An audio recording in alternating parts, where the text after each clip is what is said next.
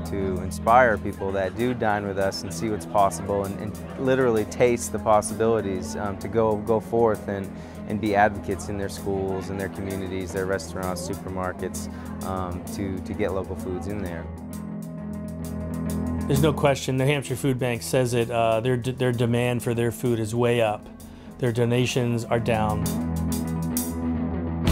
Welcome to the second season of The Green Screen. I'm your host, Bill Rogers, and we're going to be continuing with 13 more weeks dedicated to the solutions that are all around us, the solutions that save. Join us here each week and on our website, thegreenscreen.tv, where you can see full episodes, more links to our sponsors, links to the programming that you're making, and also visit our Facebook site, The Green Screen. And there, as well as our website, you can send us your ideas, the stories you'd like us to cover, the stories that you're finding in your own backyard. TheGreenscreen.tv is brought to you by MJW Drywall and NewHampshireInsulation.com, EarthTech, Ridgeview Construction, The Green Alliance, and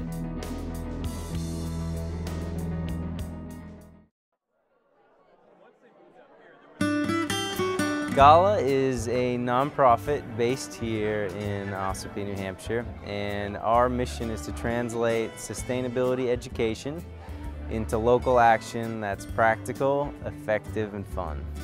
And so we do that in a number of ways. This happens to be our annual event, and we do support local ag. That's at the heart of sustainable community. Gala is based in Ossipee, but our intention from the beginning was always to really create a model and a template for community building that we could then make accessible to communities throughout New England. We believe strongly that there's really no blanket plan for sustainability. It's going to look different everywhere, and that's, almost by definition, it does look different everywhere. It depends on that community's history, their geography, their economy, and so on. But there are tools that we can offer and ideas that we can plant the seeds for building upon those community assets that already exist. And so really that's what Gala is trying to do. Here we have a model of our own. Contra dances happen to work well in our community, a farmer's market, a food pantry garden, these sustainable home and yard makeovers, and so on. But if we can inspire other communities to take those ideas and make them their own, then we're on our way to making some positive change. The alternative to is staying at home on a Saturday night. Here you get to celebrate and meet with like-minded people who care about where their food comes from, people who care about what it is they put into their bodies to keep them healthy and strong. And as you can see, there's a lot of people in that barn who haven't met, and yet they're communing around food, sharing stories and enjoying the meal. So the goal of the Farm to Table Feast is really to bring together people who are connected to food, people who care about food. So it's really to turn the education awareness about where your food comes from and how important that is to the action of really making your voice heard with your fork, literally. You're at Moody Mountain Farm, which is in Wolfboro, New Hampshire. Well, the farm to table concept isn't new. It started in the late '60s, early '70s in California with Alice Waters at Chez Panisse. She was instrumental in developing relationships with the farmers. She was one of the first people, first chefs that went to the farm and saw what they were growing and asked them to grow different things. She was actually one of the first chefs to want the growers to grow baby lettuces. She said, well, I'll just buy the lettuce when it's that small. And they thought she was absolutely crazy. But they started doing that. And that momentum that started in California slowly works its way across the country, and the whole farm to table movement has been going on for many years. but it's recently, it's really caught hold with consumers, and just the whole concept of where your food comes from and how it's grown. It's not necessarily that it has to be organic for a lot of people, but it's just a connection to know where the food is grown. That seems much more important these days when everything is just so kind of crazy and you don't know where any of the food is coming from, how it's processed. So it's that familiarity. And it also has to do with the connections with farmers. I think that the whole farm-to-table movement happens around the family table more than restaurants at the moment. You go to the farmers markets, and the farmers markets are sold out and are just selling pretty much everything they have, and people are just clamoring for those relationships. So it's definitely a community involvement. The benefit of these events is that it brings, obviously there's an economic impact because it keeps money in the community, and it's also important because, you know, it bridges the relationships that we were talking about before with between farmers and consumers. So I can show you in the kitchen a little bit about what we have ready for the dinner this evening. The first course is a caramelized onion and goat feta tart, and these are the tarts. And then the second course is fresh greens, and these are the greens are going to be the second course is served family style. So we're going to take these greens and we're going to toss the greens right before they're served with a fresh carrot and ginger vinaigrette. The ginger is grown locally in Stratham, New Hampshire. And then the entree is a beef stew. And so the beef stew is cooking as we're talking. We're just finishing that up, and I will thicken that beef stew up a little bit. And then what's going in the beef stew, that is going to be, we have carrots and potatoes and parsnips, all local. And right before we serve it, those are going to be tossed in with the beef stew right at the last minute. And then with the beef stew, it's getting garnished. It's getting garnished with a fresh cheddar and leek shortbread.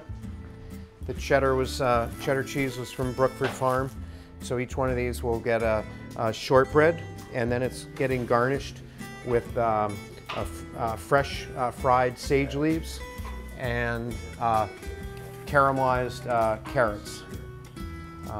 And then the dessert, all the desserts at the moment are in the barn, and all the desserts are prepared by local bakeries. So that's the menu for tonight. The neat thing about all of this food is that 2 to 3 days ago, it was all in the ground and it was still growing, and so the transportation costs and the amount of time it took to have it in storage was very, very minimal. This fresh sage, for example, I grew in our raised bed gardens at Portsmouth High School, and that was picked yesterday afternoon. The cream for the tarts, you know, that came in a reusable glass jar from Brookford Farms, that gets returned. That was just made the other day. And everything is just fresh and local. The arugula was just picked from the community school, I believe in Sandwich, New Hampshire. And so it's just all of it's fresh and all of it's local, and all of the money, the funds, the proceeds from the dinner are used to pay the farmers. So the farmers are not being asked to provide this product free of charge. They're being reimbursed at a fair market value. So it really helps their businesses, promotes their businesses, and then people can come for a dinner like this and really enjoy what they're eating, and they have confidence and they know it's all local and there's no chemicals or pesticides, and that whole connection and all the benefits is really neat.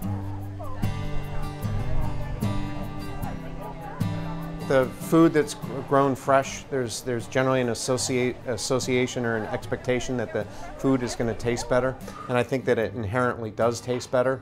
But one of the important things, and kind of one of the things that plays into that, is when you know where your food is grown, then that's important. And people have a lot of memories, and very strong memories and thoughts evoked with foods. And so if you grew the food, or you know who grew it, then when you're eating it, you kind of have that emotional response to the food, and it's really, really important. You know, when if I taste a fresh carrot or some fresh parsley, it takes me right back to when I used to visit my grandfather down on Cape Cod, because right when we would get to his house, he would give us a carrot and he would give us some fresh parsley. So when I have a beautiful fresh carrot or some fresh parsley right out of the garden, those food memories just take me right back to certain places. So as people are eating in the barn tonight, that a lot of people have different food associations, whether if it's a buttermilk biscuit that they're having with the cheddar and leek, then all of a sudden, that whole sensual kind of dining experience kind of takes place, and that's really neat.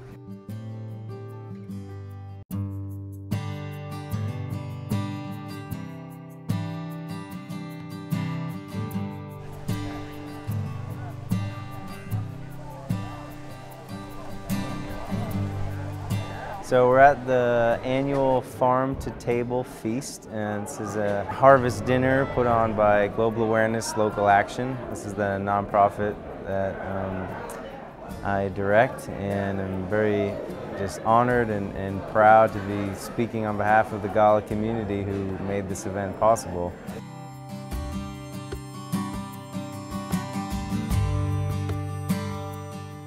Tonight is really about celebrating the harvest and the abundance of our local agriculture. We want to promote local vorism, if you will, where we want to encourage families to shop at the farmers market instead of their local chain grocery stores. We want them to eat at home instead of the fast food stores. Go home and cook dinner with your family and buy CSAs and farm shares and share in the harvest. We're celebrating that tonight, and people are really, I think, getting the message and sharing it, demanding local food in their community. We were talking about how important it is that people understand, or why it's important that people understand where their food comes from. And there are many reasons, not the least of which is the carbon footprint that's created by our foods coming from so far away. But I'll give you an example. We had to sit before our town of selectmen recently, and we had to encourage them to keep our farmers market in town. And a few people got up and spoke, and they said, we really enjoy having our farmers market in town. I brought my children along to the farmers market, and they learnt for the first time that potatoes don't come out of a packet and suddenly appear by adding water to them. I mean, and they were serious. There are young people out there that think that food just comes out of a packet.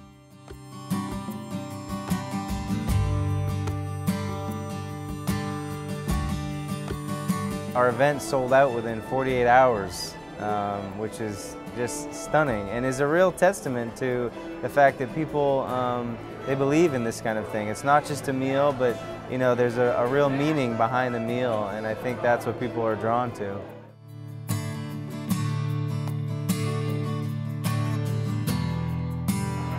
So the goal of the Farm to Table Feast is really to bring together people who are connected to food, people who care about food. So it starts off with the people who grow the food, the farmers. It's then connecting the people who make something with that food, whether it's the chefs in the commercial sense, or people in their homes preparing meals for their loved ones, and the people who enjoy local food. But our goal also is to send messages, to bring action. It's not just merely to educate, but it's to bring action. So if somebody goes into a restaurant, for example, and sees that an item has been prepared with local ingredients, then we encourage people to thank the business owner for recognizing the role that local food plays in a menu. And then also, perhaps by taking their business to places who support local agriculture rather than the ones that don't, and passing along the message to people in the food industry, the restaurants in particular. You know, we would really enjoy coming here more if you were able to include more local ingredients on your menu. Well, this particular farm-to-table dinner is showcasing and demonstrating what's possible with local foods and using local foods. So this is a fully catered fine dining experience in a rustic barn here in New Hampshire, but it's featuring all local ingredients from a whole number of different farms in the area. And I'd be safe to say that about 95% of the ingredients have been sourced within 100 miles. And it's pretty exciting. Everything from ginger to flour, the wheat for the flour, and then of course our produce and the meat was raised locally and so on. So it's really exciting, and really the effort here is just to show people what they can do and hopefully inspire them to go out, you know, from here and go forth and be advocates of local foods in the supermarkets, schools, restaurants, hospitals, and so we're hoping to sort of cultivate a lot of local food enthusiasts tonight.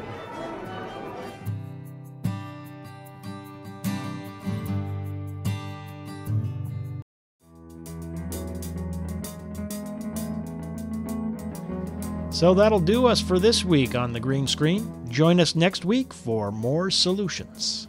The timing is really ripe for this sort of thing. I mean, I think in a recession time, people sort of naturally come together and learn that they can depend on each other, and that they're almost forced to depend on each other and themselves in these certain ways of when we're economically are tight. In those situations. And so I think, this is sort of the resurgence of some of this community building is a natural response to, a economy that isn't probably meeting our needs, a job market.